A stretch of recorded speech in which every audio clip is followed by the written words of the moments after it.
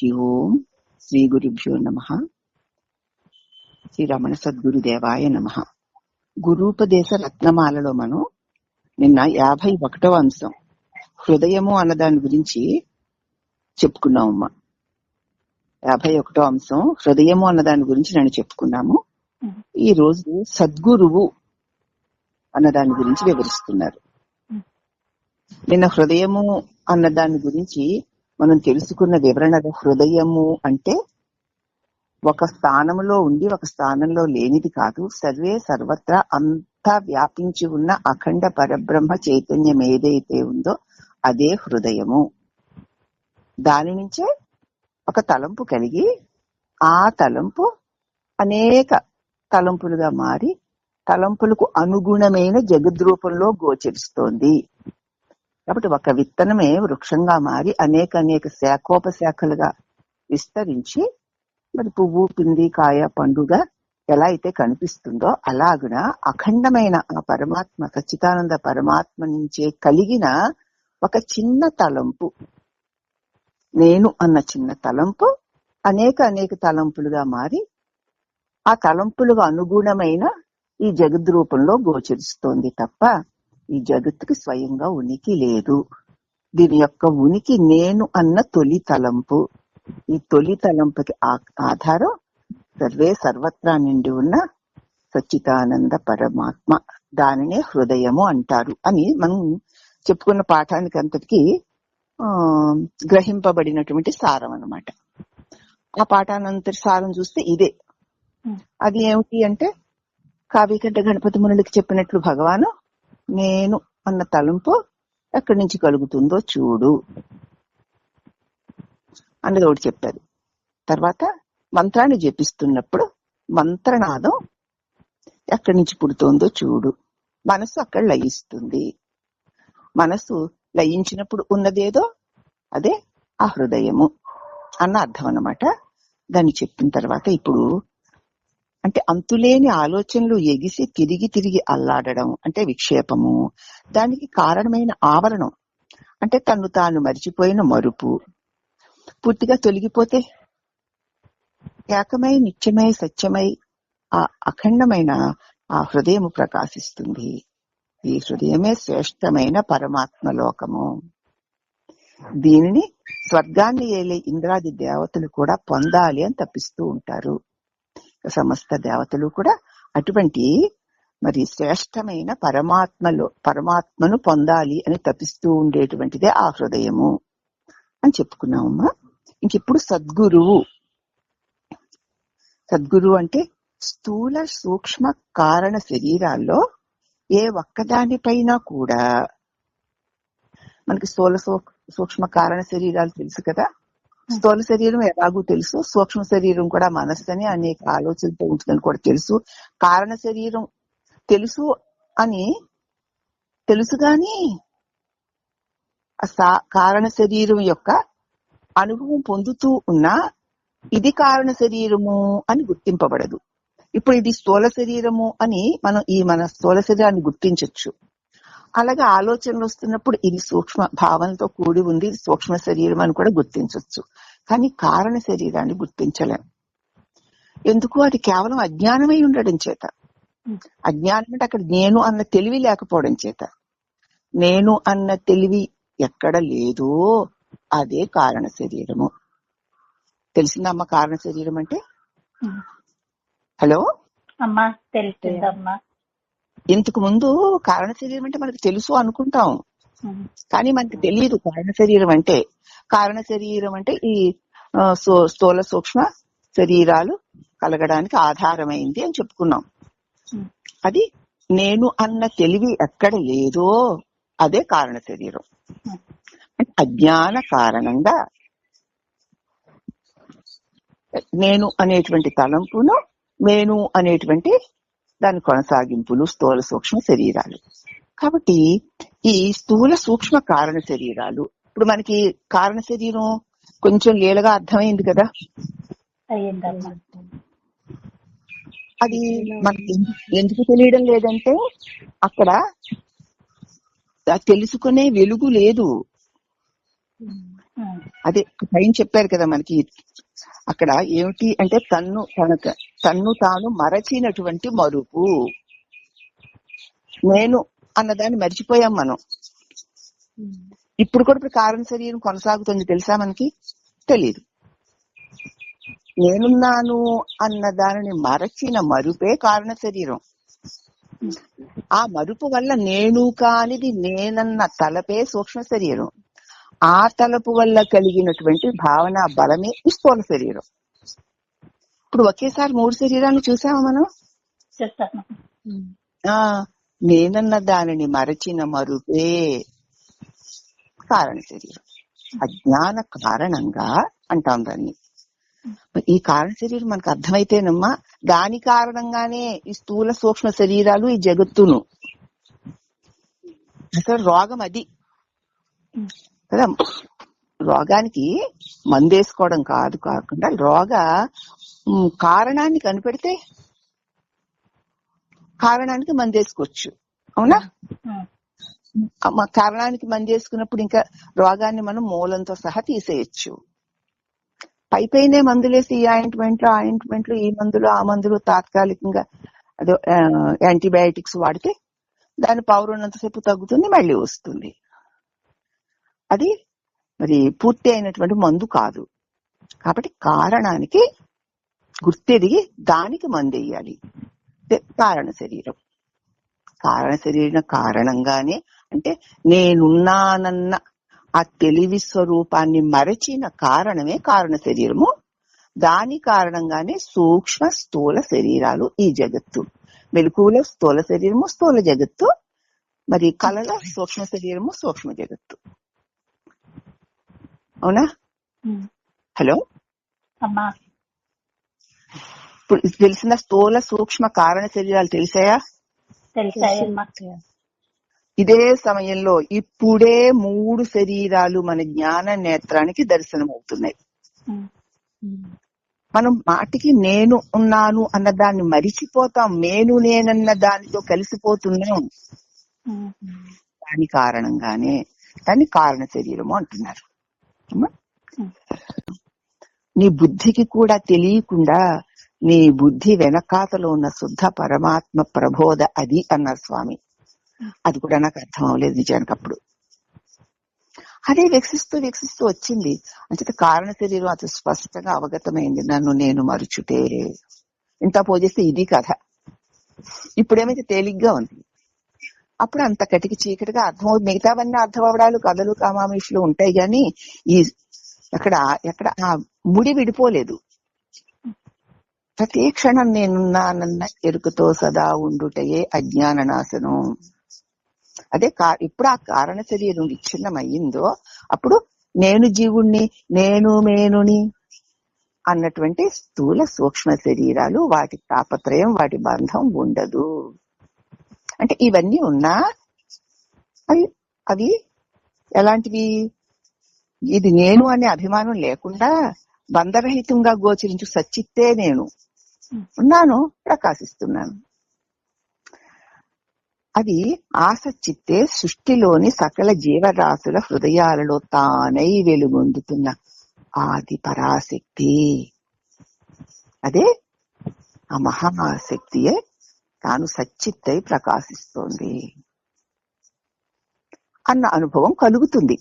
నేనున్నానన్న స్ఫురణతో సదా ఉంటే కారణ శరీర కారణాలన్నీ రాలిపోగా స్థూల సూక్ష్మ శరీరాలతో కూడిన ఆయా జగత్ వ్యవహారాలు సాగుతూ ఉన్న వాటి పట్ల ఏ మాత్రము ఆ గోచరిస్తున్న వాటి పట్ల ఏ మాత్రము అంటని తన దివ్య ప్రకాశాన్ని తాను గుర్తించి ఉండగలుగుతాడు. అదే జ్ఞానము, అదే మోక్షము అని చెప్తున్నారు. ఇక్కడ వివరణ సద్గురువు అనే ఈ అధ్యాయంలో పరాశక్తి అని తెలపడంలో భావం ఏమిటి అంటే సత్తుగా ఊరక ఉండే స్థితి, సర్వశాంతిమయమైన స్థితి. సత్తుగా ఉంది, చిత్తుగా ప్రకాశిస్తోంది. అది ఊరికే ఉంది, దానికి అదే ప్రకాశిస్తోంది. అక్కడ తనకంటే అన్య వస్తువు లేదు కనుక శాంతిమయంగా ఉంది. అందుచేత అది కలిగిన వాడే పరాశక్తి గలవాడు. అటువంటి వారిని గురువుగా పొందాలి అని భావం. తన స్వరూపాన్ని తానెరిగి తాను సచ్చిత ఆనందాన్ని గుర్తెరిగి దాని యందు స్థిరపడిన వాడు మనకి గురువు అయితే మనలోని అనేక జన్మల అజ్ఞాన చీకట్లు తరిమి మనల్ని కూడా మన నిజస్వరూప ప్రకాశములు చేరుస్తాడు అని చెప్పడం కోసం అన్నమాట. ఈ భావాన్ని రాబో 268వ వచనంలో కూడా సెలవిస్తున్నారు. దాన్ని కూడా విందాం. ఇప్పుడు మళ్ళీ ఒక్కసారి ఈ స్థూల సూక్ష్మ కారణ శరీరాలను గురించి ఎవరైనా చెప్తారా వివరణ? ఎక్కడ మీరు అర్థం అవ్వలేదు నేను మళ్ళీ చెప్తాను, ఎవరో ఒకరు. అర్థమైంది అత్తయ్య. ఇప్పుడు మీరు చెప్తున్నప్పుడు వింటున్నాం అత్తయ్య. వింటున్నామన్న భావన కూడా లేని ఒక నిశ్చలమైన స్థితి ఉంది కదా, అవును, అది కారణ శరీరం అత్తయ్య. కారణ శరీరం కారణ శరీరం అక్కడ లేదు, దాని కారణ శరీరం అనకూడదు. నాకు తెలియకపోవడమే, నేనున్నాను అని నాకు ఇప్పుడు తెలిసింది. ఇప్పుడు తెలిసింది, తెలియకపోవడమే కారణ శరీరం, తెలియడమే స్థూల శరీరం. సరే, ఇప్పుడు నాకు తెలిసింది. ఇప్పుడు నేనున్నా అన్న ఎరుక సదా ఉంటే కారణ శరీరం లేదు. నేను ఉన్నానన్న ఎరుక క్షణం మరిసినా కారణ శరీరం కమ్మేస్తుంది. దానివల్ల ఇగో ఈ సూక్ష్మ వచ్చేస్తాయి. ఒక క్షణం కూడా నేనున్నానన్న ఎరుకని మనం మరుపు లేకుండా ఉండడమే కారణ శరీరం లేకుండా ఉండడం. అలా ఉన్నప్పుడు ఏం జరుగుతుంది? ఉండగా ఒకేసారి ఊడిపోదు కదా. ఉండగా ఏమవుతుంది? బంధరహితమైన ఆ సచ్చిత్తే మనకి అప్పుడు గోచరించడం మొదలు పెడుతుంది. నీ స్వరూపం ఎరుక కదు, మరి ఉన్నానన్న ఎరుక కదు. దాంతో ఉంటూ ఉంటే అక్కడ బంధరహితమైన సచ్చితానందమే సృష్టిలో అంతటా గోచరిస్తూ ఉంటుంది. అటువంటిది మనకి గోచరించినప్పుడు దానినే పరాశక్తి అంటున్నారు. అదే పరాశక్తి, అది సర్వశాంతి, అది సదా ఉంది, ప్రకాశిస్తోంది, తనకంటే అన్యము లేకుండా ఉంది కాబట్టి శాంతిమయంగా ఉంది అని చెప్పడం కోసమే మనకి అట్టి అనుభవాన్ని పొందినవాడే గురువు.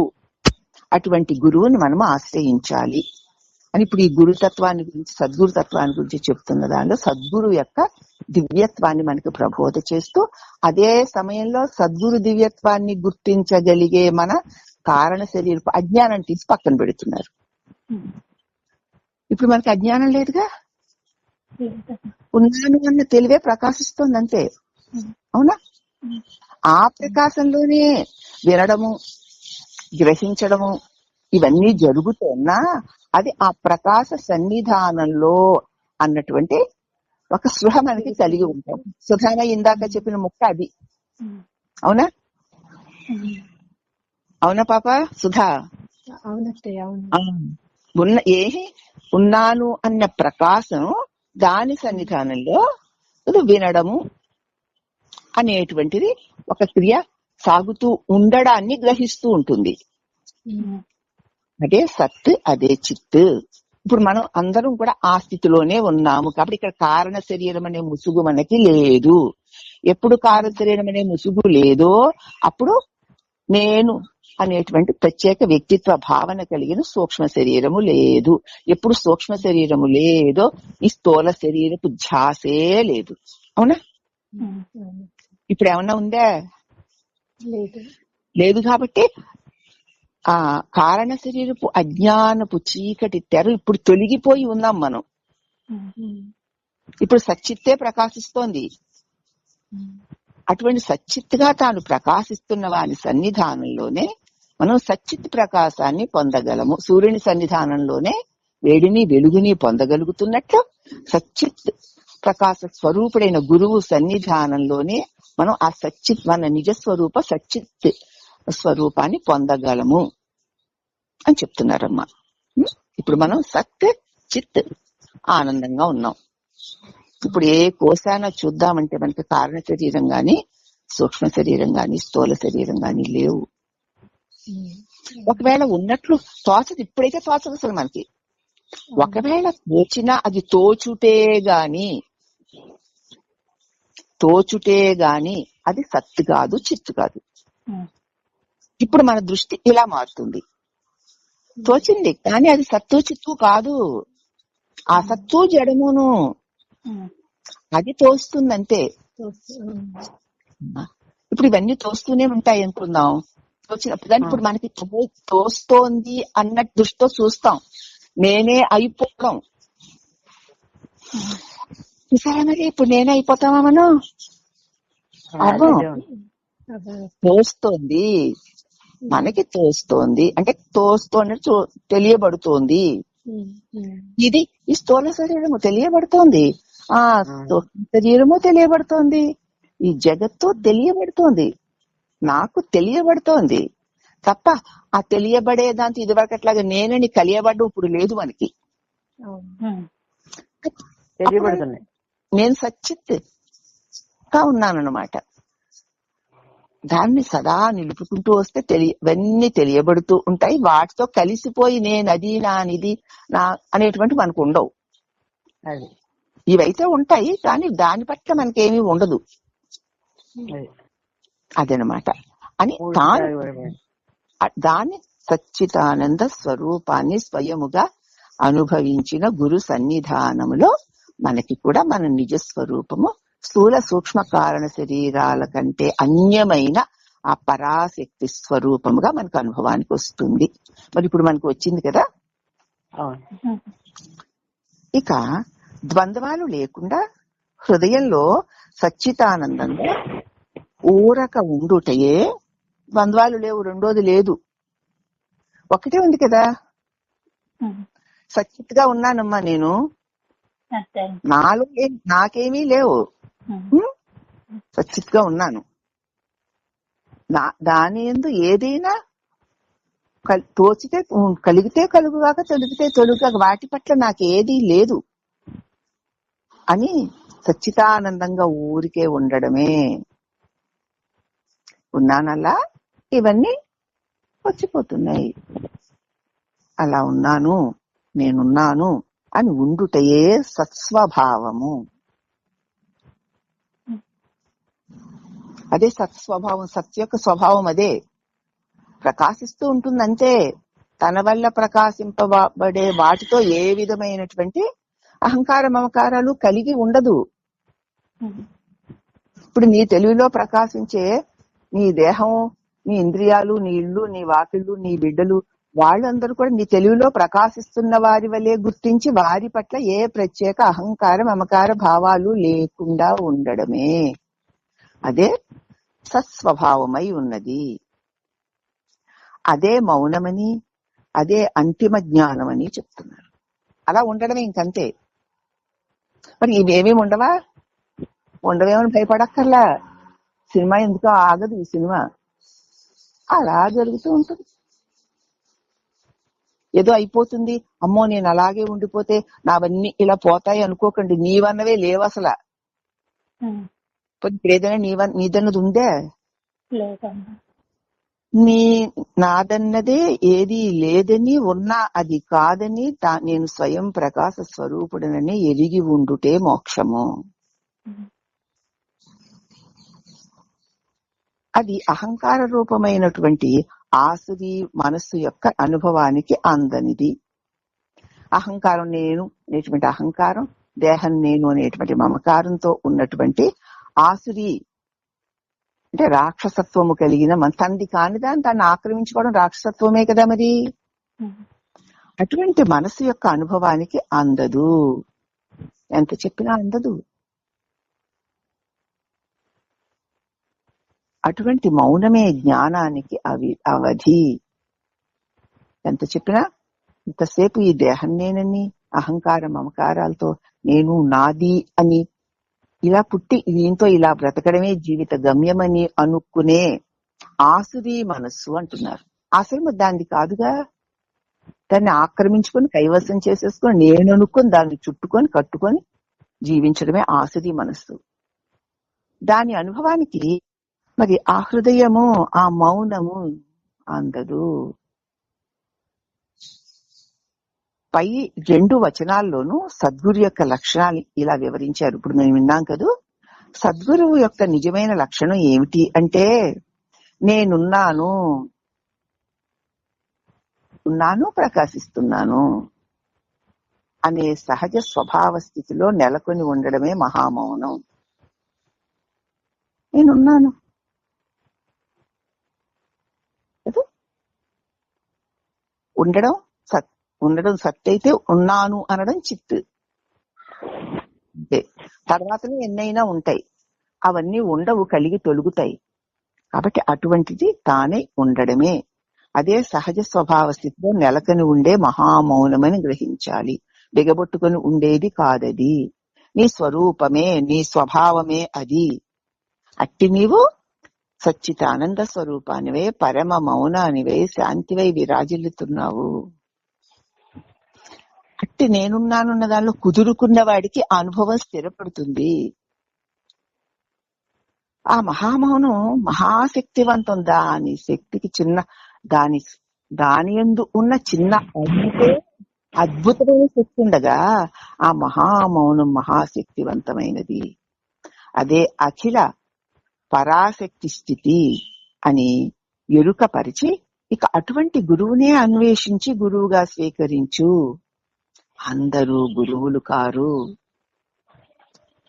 పోనీ ఎంత గొప్పవారైనా వారిని ఆశ్రయించిన వారిని వారి సన్నిధాన బలంతో రక్షించవచ్చునేమో. కానీ ఏదో ఆయన గురువు ఈయన గురువు అంటూ వాళ్ళ వాదలు వింటూ ఆహా ఓహో అనుకున్న వాళ్ళకి ఆ గురువు యొక్క నిజసారము అందదు. తన నిజ గురు బోధ తన గురువు వల్ల మాత్రమే తాను పొందగలుగుతాడు. ఎందుకంటే నా గురువు నావాడు, నేను అతని వాడను అనేటువంటి భావన నీ యందు గాఢంగా ఉండడం చేత అతని నుంచి ఆ సత్యజ్ఞానం ప్రకాశిస్తూ ఉంటే నువ్వు నిర్మలంగా స్వీకరించగలుగుతావు.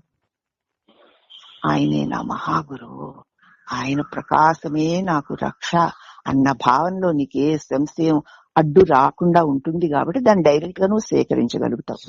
సూర్యుడు ప్రచండ భానుడే ఆకాశంలో వికరిస్తూ ఉన్నా నీవు ఒక చీకటి గదిలోకి వెళ్లి తలుపులు వేసుకుని కంబళి కప్పుకొని పడుకున్నావు అనుకో, నీకు సూర్యుడు లేనట్లేగా.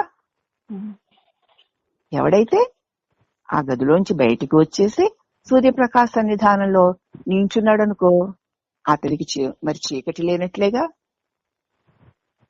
అందుచేత తన నిజగురు బోధను, నిజగురువును తాను ఏ సంశయాలు లేకుండా వ్యక్తిగతమైన శరీరగతమైన ఏ లక్షణాలను నీవు గుర్తించకుండా ఆయనలో ఉన్న జ్ఞాన స్వరూప ప్రకాశమైన విలక్షణ లక్షణాన్ని గుర్తించాలి. మనందరికీ లేని విలక్షణ లక్షణం ఏమిటి? గురువు దగ్గర ఉంది. సచ్చిత్ ఆనందమే తాను ప్రకాశిస్తున్నాడు అన్న అనుభవంలో స్థిరపడి ఆ తర్వాత దాని వల్ల తెలియబడే వాటిని వివరిస్తూ ఉంటాడు. అది నీ గురువు వల్ల సన్నిధానంలోనే నీకు జరుగుతుంది. అందుచేత అందరూ గురువులే అయినా మరి ఇటువంటి అఖిల పరాశక్తి స్వరూపమైన తన స్వరూపంలో తాను పొంది తను ఆశ్రయించిన వారికి కూడా దాన్ని బట్టబయలు చెయ్యగలిగిన ఆ సద్గురువునే అన్వేషించి ఆయననే మనం గురువుగా స్వీకరించాలి. ఈ భావమే రాబోయే వచనంలో కూడా మనకు తెలియబడుతుంది. మౌనం జ్ఞానానికి సరిహద్దు, మౌనమే జ్ఞానానికి చిహ్నము.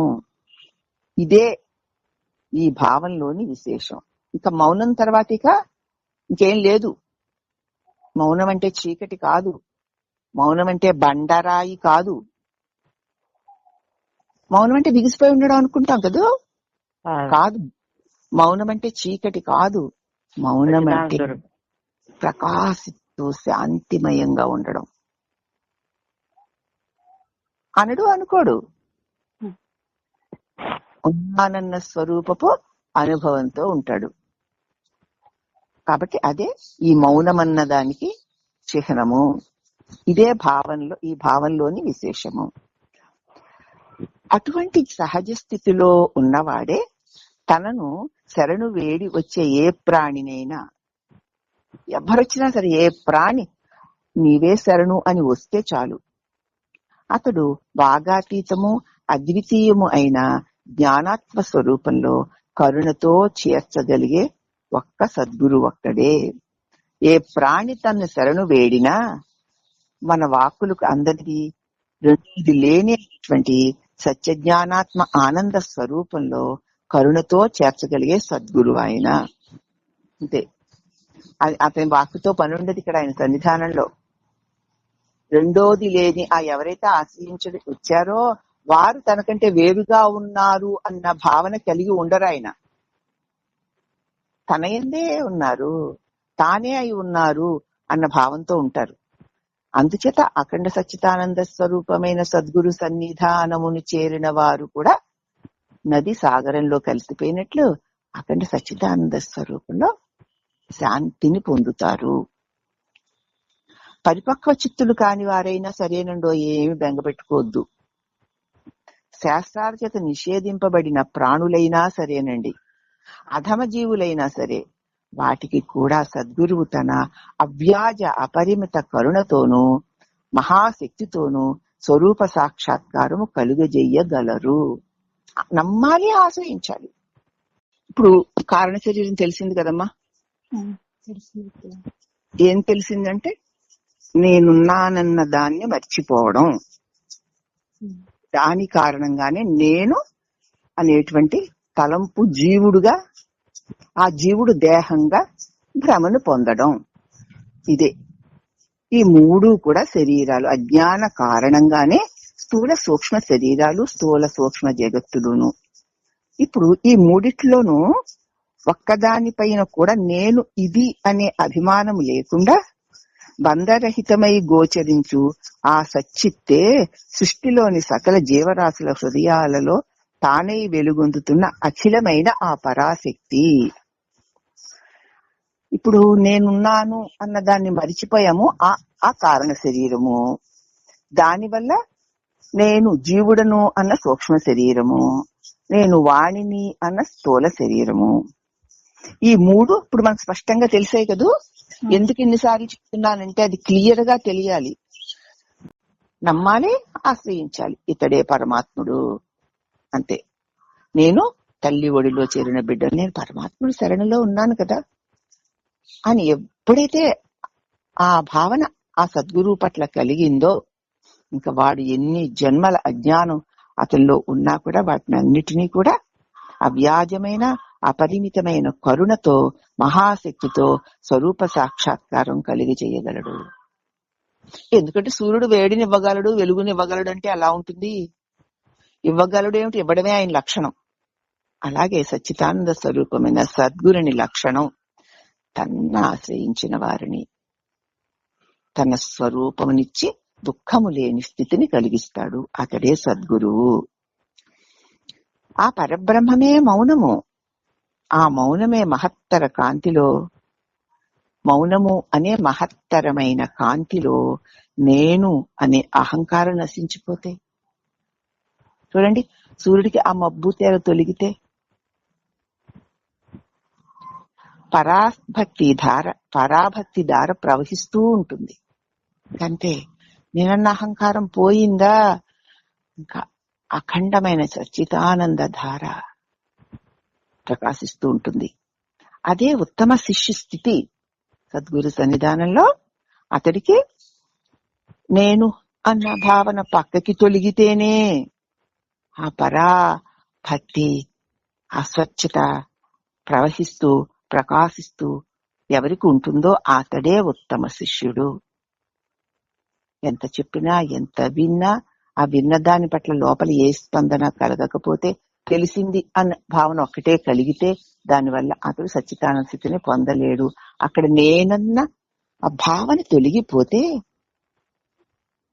ఆ గురు బోధలో మనం పూర్తిగా మునిగిపోయినప్పుడు ఆ పరాభక్తి, ఇక భక్తి అని చెప్పడానికి లేదు,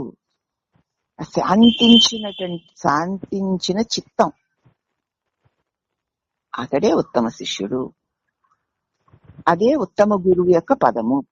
ఎక్కడ గురువు శిష్యుడు అనే రెండు భావాలు తొలగిపోతాయో, చెప్పేవాడు వినేవాడు అన్నవి రెండు లేకుండా పోతాయో, వినడం చెప్పడం అవి రెండే ఉంటాయి. చెప్పేవాడు వినేవాడు ఉండడమ్మా. వాడు వీడు అంటూ లేరు. చెప్పబడుతుంది, వినబడుతుంది, అంతే. చెప్పేవాడు వినేవాడిలో చేరతాడు, వినేవాడు చెప్పేవాడిలో చేరతాడు. ఇప్పుడు ఈ బోధ వినేవాడిలో చేరుతోంది కదా, వినేవారు ఈ చెప్పేవారి బోధలో లీనమైపోతున్నారు కదా. ఇప్పుడు రెండున్నాయా? లేని ఆ ఏకైక స్థితి. చెప్పేవాడు వినేవాడు లేడు, చెప్పుట వినుట. చెప్పబడింది వినేవాడిలో చేరిపోయింది, వినేవాడు తనలో చేరిపోయిన చెప్పేదానిలో లీనమైపోయాడు. ఇప్పుడేది చెప్పేవాడు లేడు, వినేవాడు లేడు. దేనిని గురించి చెప్పుకుంటున్నామో వింటున్నామో అదే మిగులుతుంది, ఆఖరికి అదే మిగులుతుంది కదమ్మా.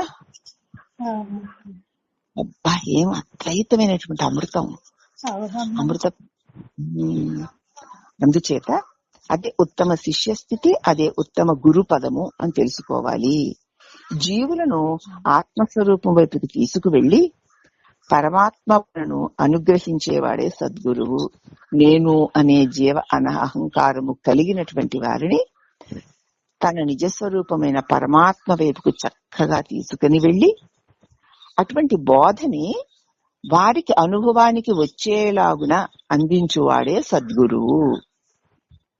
అతనిని సర్వేశ్వరుడని జ్ఞానులు స్తుతిస్తూ ఉంటారు. అది తెలుసుకొని అట్టి సద్గురువునే శరణు పొందుము, ఇక అన్య గురువుల పొందు వలదు. అంటే మిగతా వారి మీద ఏమైనా మనకి ద్వేషమా?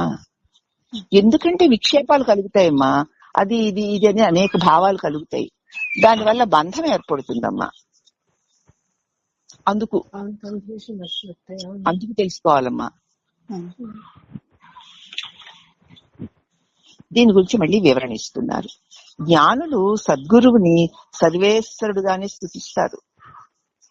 ఆ సర్వేశ్వరుడు ఆత్మస్వరూపమే తప్ప వేరు కాదు. ఎవరా సర్వేశ్వరుడు? ఆత్మ అంటే నేను, నా స్వరూపమే తప్ప వేరు కాదు.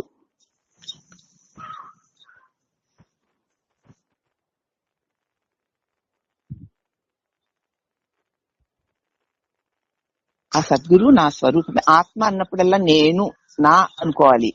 నా స్వరూపమే తప్ప వ్యక్తి కాదు. కనుక గురువుని పొందాలనుకునే నీ ఆత్మస్వరూపము, జగద్రక్షకుడైన సర్వేశ్వరుని స్వరూపము రెండు నీ కళ్ల ముందు మానవ రూపంలో కనిపిస్తున్న గురు రూపమే అని జ్ఞానులు అంటారు. గురువుని పొందాలి అని నువ్వు అనుకుంటున్నావు కదమ్మా, నాకు పరమ శాంతిని ప్రసాదించే గురువును పొందాలి అని అనుకునే నీ స్వరూపము, జగద్రక్షకుడైన సర్వేశ్వరుని స్వరూపము రెండు నీ కళ్ల ముందు మానవ రూపం ధరించి కనిపిస్తున్న ఆ ఈ గురు రూపమే. అదే నీ కళ్ల ముందు కనిపిస్తున్న ఈ రూపమే ఆ సర్వేశ్వరుడు. ఆ సర్వేశ్వరుని పొందాలి అనుకునే నీవు ఆ సర్వేశ్వరుని విడిచిలేవు. కనుక వానినే శరణు పొందుము. ఆత్మస్వరూపానికి మనలను అభిముఖం చెయ్యివాడే గురువని తెలుసుకో. నిన్ను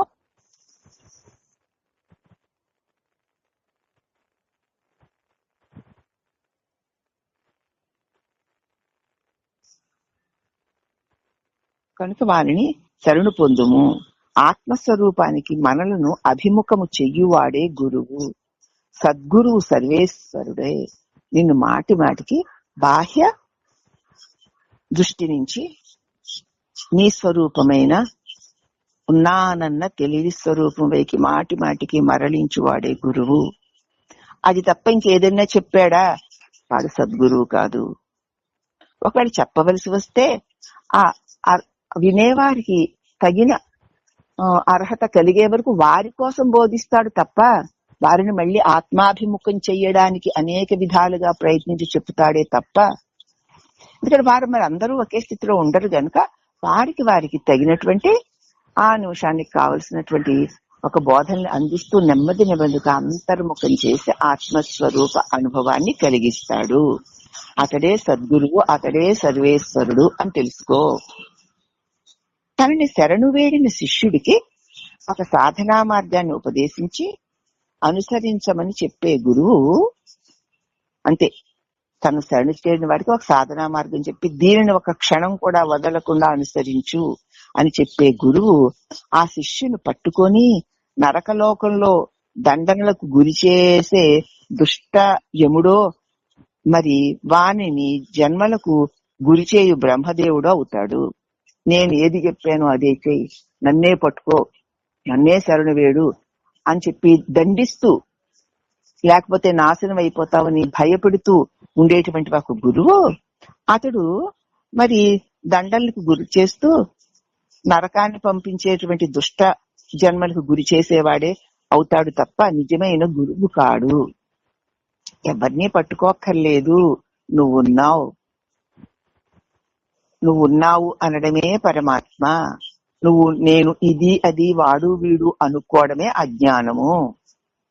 కాబట్టి నువ్వు దేహానివి కావు, ఈ లోకము సత్యము కాదు, ఇది శాశ్వతంగా ఉండేది కాదు, నువ్వు ఉండడమే సత్యం, అట్టి నువ్వు ఉన్నావు, అదే పరమాత్మ అని ఎంతసేపు నీ స్వరూపాన్ని నీకు అందించే ప్రబోధ చేసేవాడు మాత్రమే సద్గురువు. ఇదిగో ఈ మంత్రం చెయ్యి, ఆ మంత్రం చెయ్యి, ఈ తంత్రం చెయ్యి, ఆ తంత్రం చెయ్యి, ఈ పూజ చెయ్యి, ఆ యజ్ఞం చెయ్యి, ఈ యజ్ఞం చేసేయి అని చెప్పేవాడు వాడు బంధంలో ఉన్నవాడు. అతను ఆశ్రయించిన వారికి కూడా బంధాలని జన్మలని కలిగించేవాడే అవుతాడని గుర్తు పెట్టుకోండి అంటున్నారు ఇక్కడ.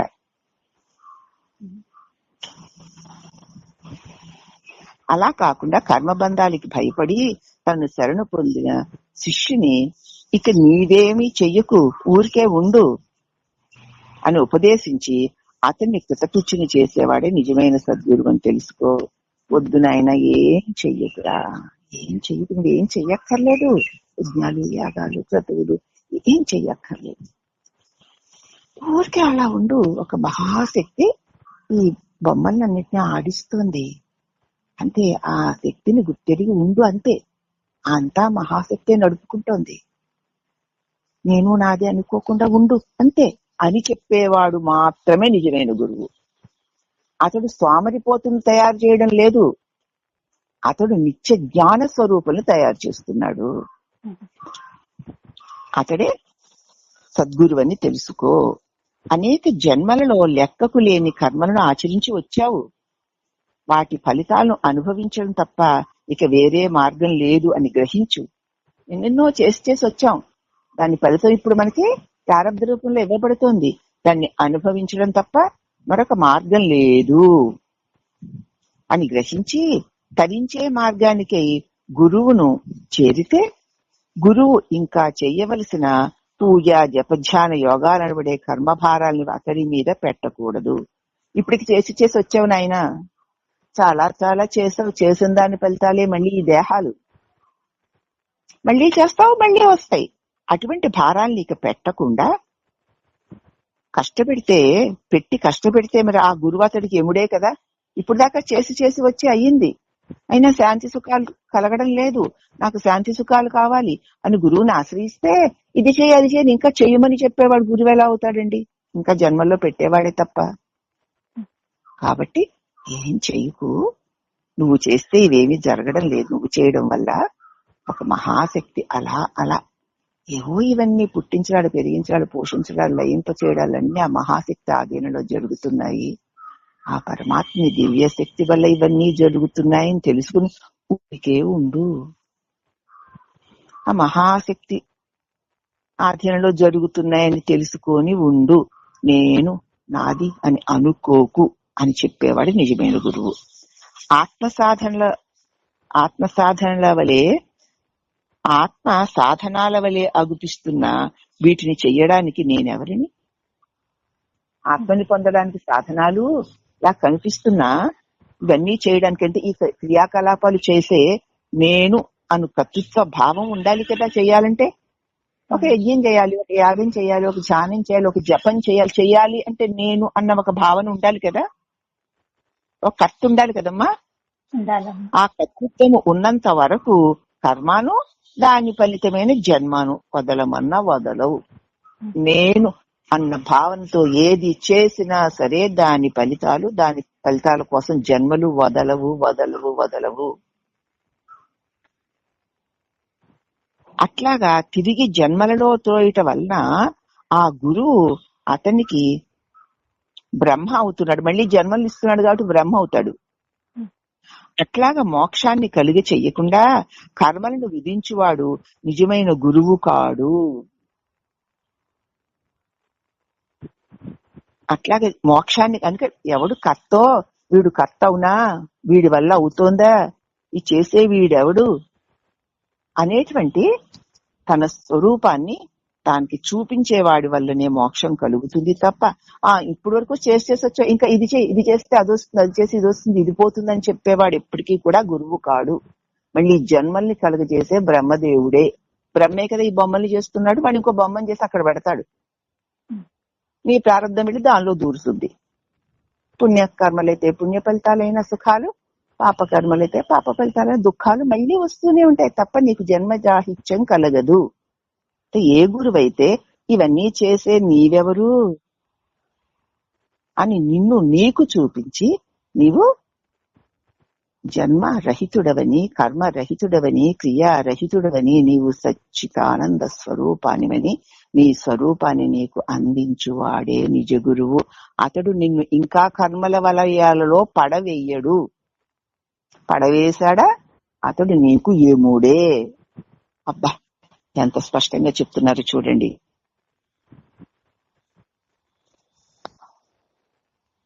అలాగే మోక్ష కర్మలను విధించేవాడు నిజమేలు. కాబట్టి సద్గురువు తన శిష్యుని ధర్మయోగానుష్ఠాల్లో పడకుండా, ఈ కర్మల్లోనూ ఈ ధర్మల్లోనూ ఆ యోగాలు ఈ అనుష్ఠాల వలలో పడకుండా ఊరికే ఉండు నాయనా అని ఉపదేశించి అభయాన్నిస్తున్నాడు.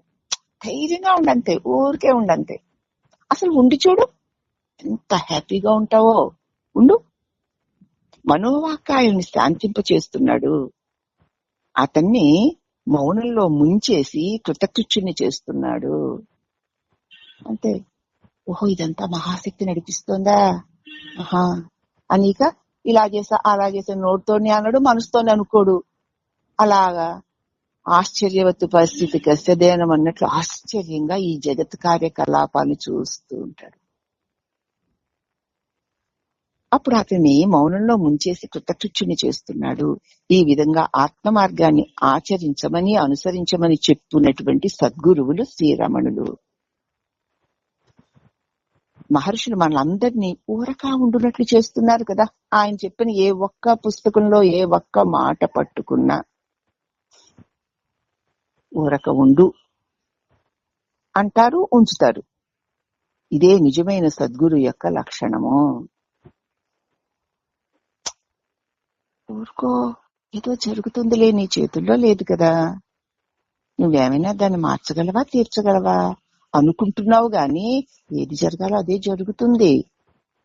ఏది జరగకూడదు అది జరగదు. అనవసరంగా శ్రమ పడకు, ఊరుకో, హాయిగా ఉండు. వచ్చేది రాక తప్పదు, పోయేది పోక తప్పదు. ఇవన్నీ అనిత్యాలు, అసుఖాలు, దుఃఖాలు, అశాశ్వతాలు నైనా అవి నీ చేత తెలియబడేవే తప్ప నువ్వు అవి కావురా, వాటికి సాక్షివి అంటూ చక్కగా ఈ చూసే నువ్వెవరా అని నిన్ను ఈ క్రియాకలాపాలన్నిటికీ సాక్షిని చేసి ప్రకాశింప చేస్తారు నిజమైన గురువు. అర్థమైందమ్మా? విషయం అర్థమైంది కదూ?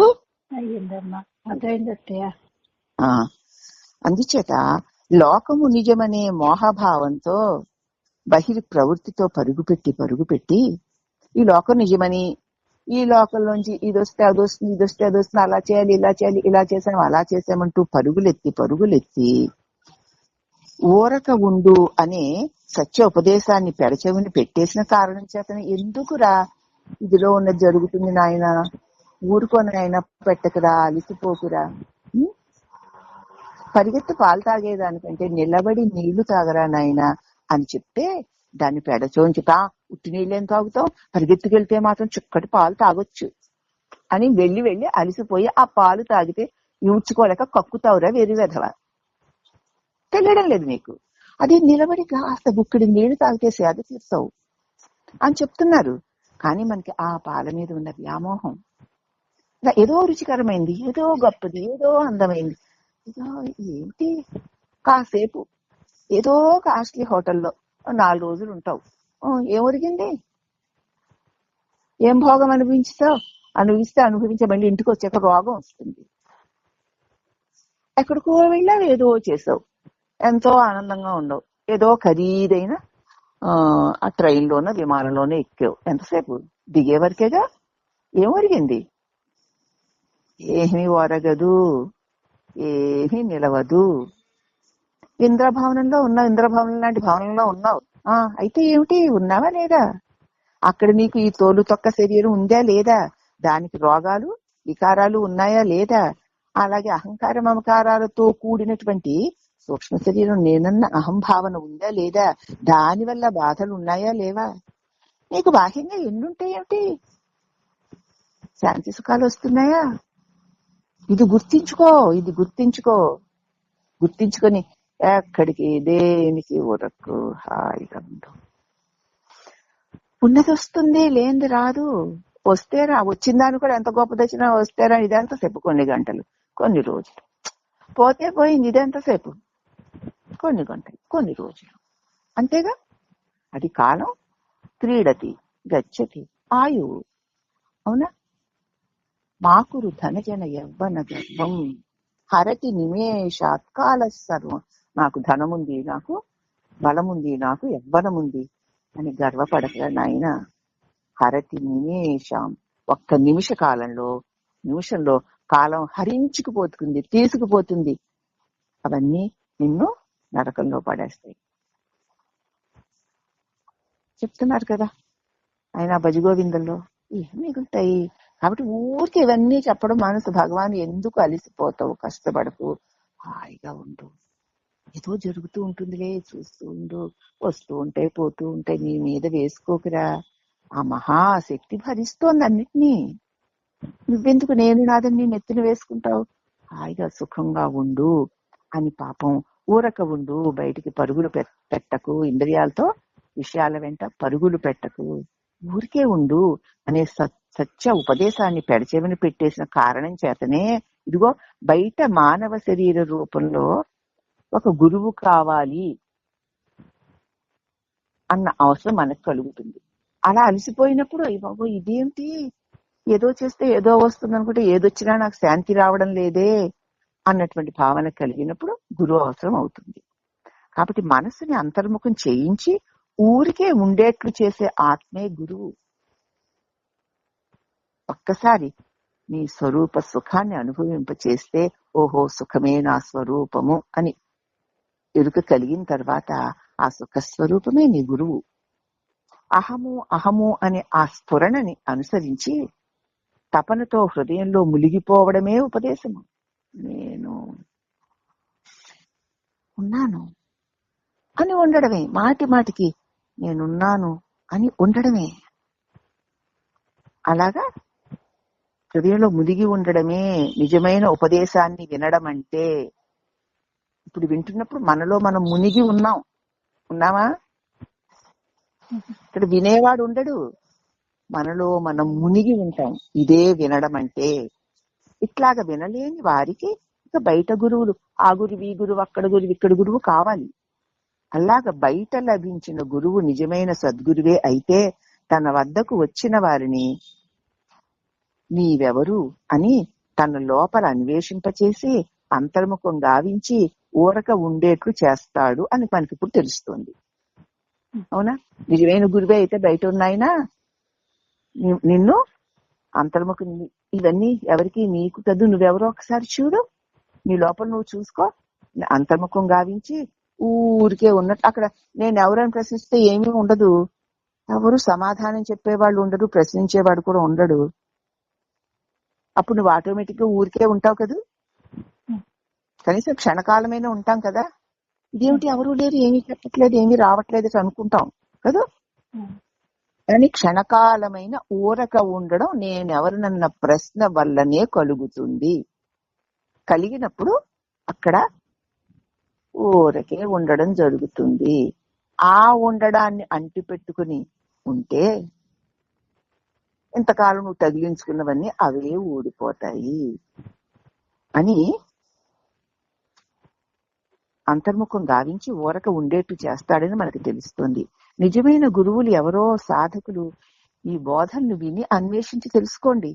ఏ గురువుని ఆశ్రయిస్తే మానవ జన్మ సాఫల్యమవుతుందో, ఇక మళ్ళీ జన్మ మృత్యువుల వలలో పడమో, ఇప్పుడిక్కడ ఎన్ని ఉన్నా శాంతిగా ఉండగలుగుతామో దానిని మనకి అందజేసేటువంటి గురువే నిజమైన గురువు అని చెప్తూ, వస్తువులన్నిటి యందు తానే ఆ వస్తువుగా ఉండు సచ్చిత్ స్వరూపమే గురువు. ఆభరణాలన్నిటి నిండా ఉన్నది బంగారమే కదూ. అలాగే అన్ని ఆభరణముల నిండా సత్తుగా ఉండుట, ప్రకాశించుట బంగారం యొక్క లక్షణం. ఎన్ని ఆభరణాలుగా ఉన్నా బంగారం ఉంటేనే, అది బంగారముగా ప్రకాశిస్తూ ఉంటేనే ఆభరణాలకి విలువ. అలాగే ఎన్ని దృశ్యాలు, ఎన్ని నామరూపాలు, ఎన్ని రకాలుగా తెలియబడుతున్నా తానే ఆ వస్తువుగా ఉండు ఆ సచ్చిదానంద స్వరూపమే గురువు. అన్నిటి యందు తానే అఖండ ప్రకాశమై అన్నిటికీ ఆధారమై ప్రకాశిస్తున్న అనుభవము ఎవరికి కలుగుతుందో అతడే గురువు. నేను అన్న ప్రకాశం లేకపోతే తెలియబడేది ఏదీ లేదు కదమ్మా. ఉందా? ఆ నేనే బంగారం అనుకోండి, ఆ నేను చేత తెలియబడేటువంటి నానా రకాల రూపాలే ఆభరణాలు. బంగారాన్ని విడిచి ఆభరణాలు లేనట్టు నేననే ప్రకాశ స్వరూపాన్ని విడిచి తెలియబడే ఏ దృశ్యమూ లేదు. బంగారమును విడిచి నగ లేనట్లు నేననే ఆ తెలివి స్వరూపమును విడిచి అనేక రూపాలతో ఉన్న ఈ జగత్ రూపము లేనే లేదు. అలాగే నగలో ఎక్కడ తాకినా బంగారమే ఉన్నట్లు ఈ జగత్తులో దేనిని చూసినా ఆ సచ్చిదానంద స్వరూపము వల్లనే అది చూడబడుట, తెలియబడుట, వినబడుట అన్నది జరుగుతున్నాయి. ఈ జగత్తులో వినబడే ఉన్నాయి, కనబడే ఉన్నాయి, తినబడే ఉన్నాయి, అవునా, స్పర్శింపబడే ఉన్నాయి, వాసన చూడబడే ఉన్నాయి, అన్ని ఉన్నాయా? మరి అవన్నీ దేనివల్ల? నేనన్నా ఆ చైతన్య స్పర్శ వల్ల, ఆ ఎరుక వల్ల. అవునా? ఆ ఎరుకే లేకపోతే ఎన్ని తినబడేవి, వినబడేవి, కనబడేవి, అనబడేవి ఉన్నా అవి అన్ని లేనివే కదా. అలాగే ఎన్ని రకరకాల ఆభరణాలుగా తోస్తున్న బంగారం లేకపోతే ఆభరణాలే లేనట్లు ఎన్ని పంచ జ్ఞానేంద్రియాల ద్వారా తెలియబడే పంచ విషయాత్మకమైన ఈ ప్రపంచం ఎన్ని విధాలుగా తెలియబడుతోన్నా వాటి నిండా నేను అనే చైతన్య ప్రకాశం, తెలివి అనే దివ్య ప్రకాశం ఆధారమై అంతర్లీనంగా లేకపోతే, బంగారం లేకపోతే నగ ఎట్లా లేదో, నేననే దివ్య ప్రకాశం లేకపోతే అనేక విధాలుగా తోసే దృశ్యమానమైన జగత్తు లేనే లేదు. ఉంటే నన్ను విడిచి అది లేదు అని ఎవరైతే సచ్చిదానంద స్వరూపముగా ఉన్నవాడెవడో అతడే గురువు. మానవ రూపంలో మనకు కనిపిస్తోన్నా ఆత్మస్వరూపునిగా గోచరించే జ్ఞాన గురువుని నామరూపాలకి అతీతమైన పరవస్తువుగా చూడలేని లోకులు, దురాచార పరులు, వాళ్ళే దుష్టులు, వారి పాప దృష్టితో చూస్తారు.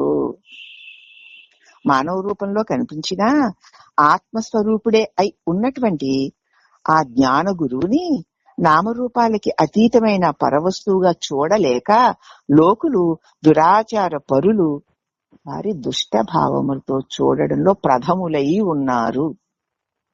వివరణ: గురువుని నిజానికి మానవ రూపి కాదు.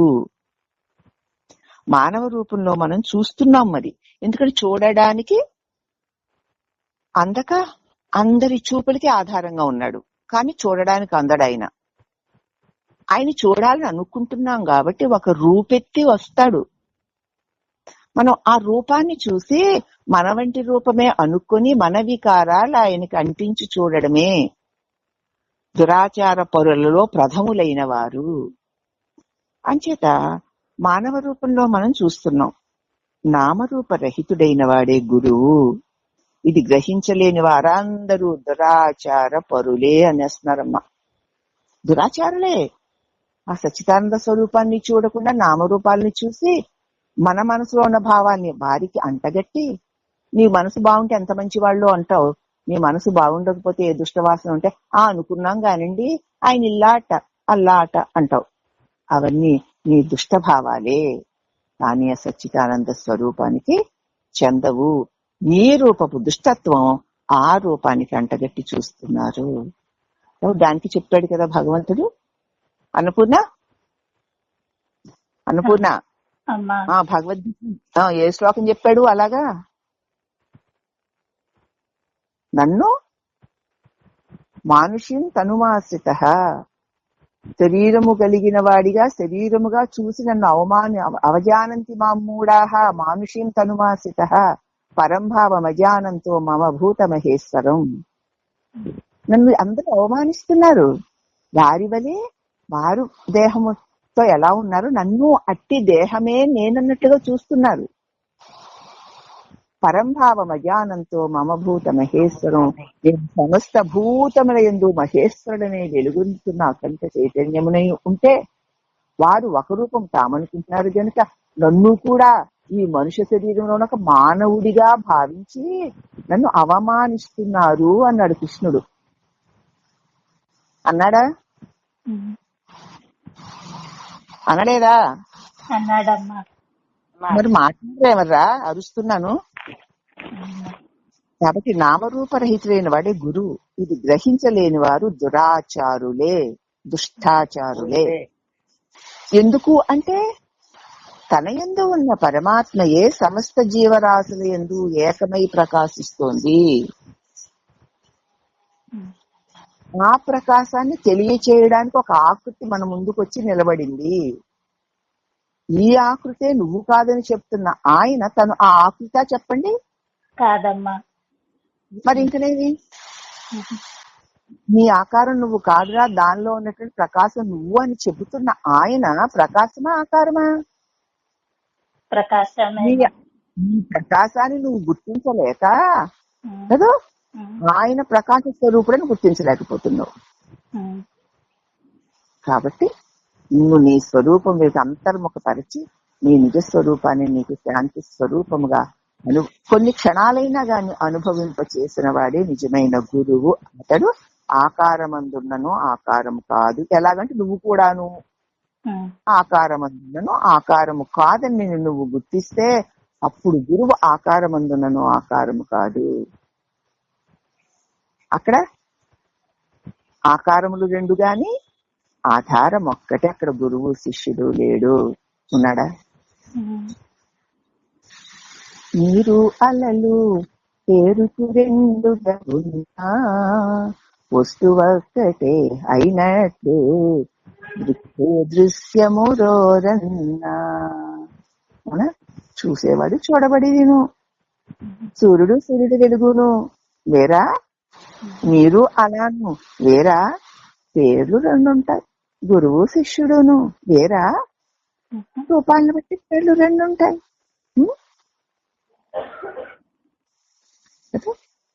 చెప్పేశాడుగా. నమృచ్ఛిర్న శంకానమే జాతి భేద పితా నైవ మే నైవ మాతా చ జన్మ